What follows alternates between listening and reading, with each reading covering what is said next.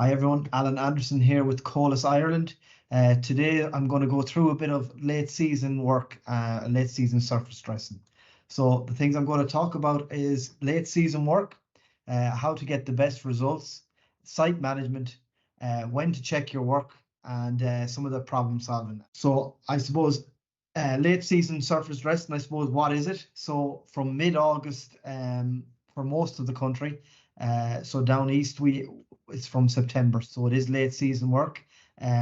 Its best advice is to avoid late season work completely by good planning. We did have very poor weather this year in July and August, so we have our hands have been forced, and we have to do a bit of late season surface dressing. So, I suppose, what are the issues with late season surface dressing? The lower temperatures that we're facing at the minute, you do not get as good as embedment in the chips into the binder before the winter frost.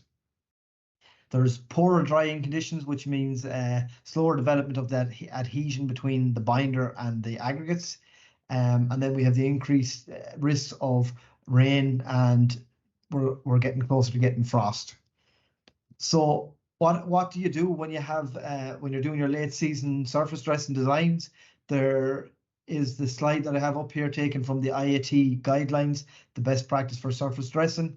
And we see that they're into late season, so we're talking from now on. Month one is September, so you're on your 6 mil surface dressing, your 10 mil surface dressing, you're given between 0.1 and 0.2 liters per square meter extra of binder.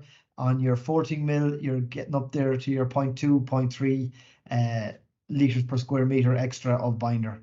So again, that extra binder is helping get that adhesion to the chippings and helping it survive the first frost. How do we get better results? So as I said, either you increase your binder content, or another good tip for doing is maybe you can decrease the size of your chippings. So maybe there are some of the jobs now that you were planning to use a 14 mil surface dressing on, that you could use a 10 mil surface dressing on. Just reduce the chip size there. I suppose keep making sure the chips are dry and ordered in time. They're in a stockpile, and they're not getting fresh water from the mixing plant. And then we have to remember that wet chips take extra time to cure. So again, another helpful tip there is to try and keep your aggregate as dry as possible. So there we have another slide from the IAT guidelines, and it's just showing you there when we use our different types of binder. So we have our cationic 70 on the left-hand side here, and our polymer modified on the right. So typically what we're talking about there and shown on that slide is the types of road temperatures you need and the types of air temperatures you need. So again, we need higher road temperatures and air temperatures for our polymer modified bitumen. For our cationic 70% bitumen emulsion, we only need a bit lower temperatures there.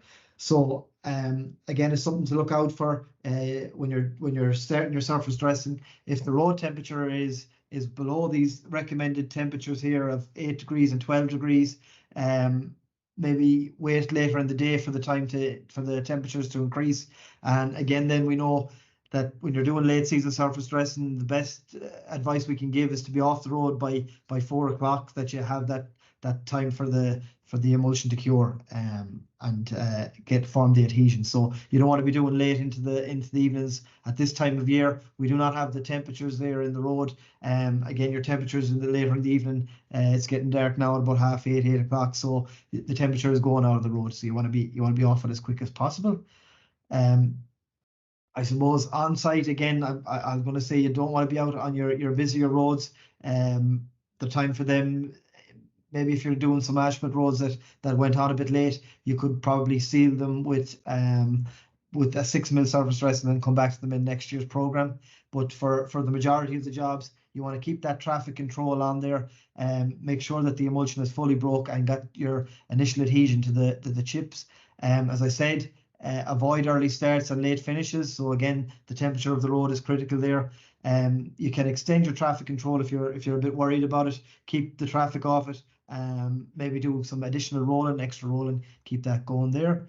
And check your work regularly. So the next slide there I just want to show is when do we check the work? So for late season work, we want to be checking it the next day, making sure that we are getting the adhesion when the job has been swept. So typically we sweep between 3 and 4 days after the job. On busier roads, maybe you do that a bit quicker. But when you've done your sweeping, you want to make sure that you're not damaging the road and picking up extra chips. The following week, and then after the early frost. So here in the picture here we have a failed surface dressing. Again, this, as you see there, foggy morning, probably a lot of frost in that area. So this is what you typically see here. You can see a bit of chip loss there, and it's starting to lose its aggregate there. So again, I'll talk a little bit about it in the ways that we can save that the majority of that surface dressing by a fog seal. But again, the slide I'm talking about here, we're checking the surface dressing. So make sure you get out there and have a look. On the day when the surface dressing is complete, everything is perfect. But as I say, with the late season, the first signs we see is the loss of chips there. So maybe have a look at that. So again, as I said, surface dressing on asphalt concretes, you want to avoid this at this time of year. If your hand is forced, maybe an idea there that you could do is, and we have been doing on some of the roads, is use do your sealing first, your 6 mil, and at a higher rate there of probably 1.2 litres per square metre. And then, as I say, go back next year and do your surface dressing. So on site, as I say, firstly, most important thing is make sure that you have a dry surface that you're going to surface dress on top of. Make sure it's free from standing water, and that there's no water sitting in the low spots on the road. Again, you have to adhere the binder to a dry surface if you can at all possible. And the emulsion again is trying to get the water out of the bitumen emulsion and dry off the road. Extra rolling and extra traffic control are essential for this time of year. So again, as I say, the bitumen emulsion is a mixture of a bitumen and a water using an emulsifier. What we're left with is the bitumen on the road. We're trying to get the water out of the bitumen emulsion. Where there's excess water on the surface of the road or extra water added by precipitation, it's only delaying the curing time of that bitumen emulsion. So you want to keep the water out there as much as possible. If you do extra rolling, you're squeezing the moisture out of there, and extra traffic control is ensuring that the traffic isn't coming on there and damaging your surface without giving the adequate time for the binder to adhere to the aggregates. So what type of work is suitable for late season? Typically on your 804s or your recycled material, we're doing a double surface dressing there. And again, I suppose your layers of granular material, you are doing a double surface dressing with a big and a smaller chipping, and they tend to have less failures because we have the double coating there. And again, using smaller chippings, smaller size chippings, so it's easier for the binder to adhere to the smaller chippings on your quieter roads and your LISs. So again, as I said previously, make sure you're not out on your busy regionals, your biggie local primaries, that if you need to do more surface dressing, that hopefully you have smaller roads to do in LIS schemes, and maybe some of the surface dressing on the granular material. So as I said, again, if you get this early failures, the best option we have is a fog seal. So again, maybe we've under-designed the spray rates and the chippings are coming out. Here what we have is a fog seal. Another term for it is chip lock. So again, we spray a light layer of bitumen emulsion, a lower binder content, and what happens there is the binder is sprayed out on the top of the road, and it gets in around the chippings and the voids that's left there where it didn't get the full embedment, and it holds the aggregate there. So again, this is typically the failure we see when you get down close and personal to it. You can see that the binder is there, but the chip here in the middle has just pulled off. And typically when you see the loose aggregate, you can look underneath them and there'll be a bit of binder where they were sitting on the binder, but with the colder frost and temperatures, they're picking the chippings out of there. So again, you want to make sure if you're looking at and surveying your roads, that if you see something like this, or again, another good tip is when the white line is on there, you can see the aggregate is on top of the white line. So again, this is after sweeping. So once we swept the job, there should be no more excess loose chip aggregates. If you are seeing that there's chips on the top of the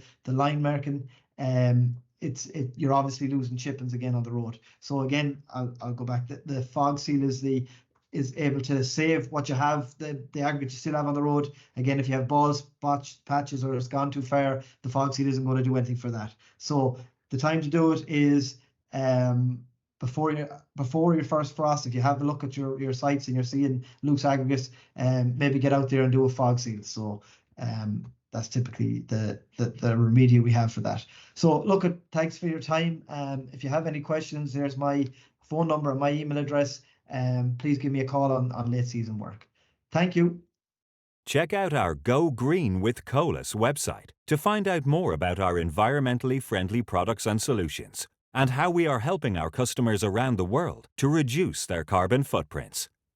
To find out more about COLAS and our products and services, please check out our website. If you would like more information, please go to the Contact Us section of our website, where you will find key contact information. Also, please check out our YouTube channel and LinkedIn page to keep up to date with the most recent career opportunities, news, information, technical advice, and multimedia.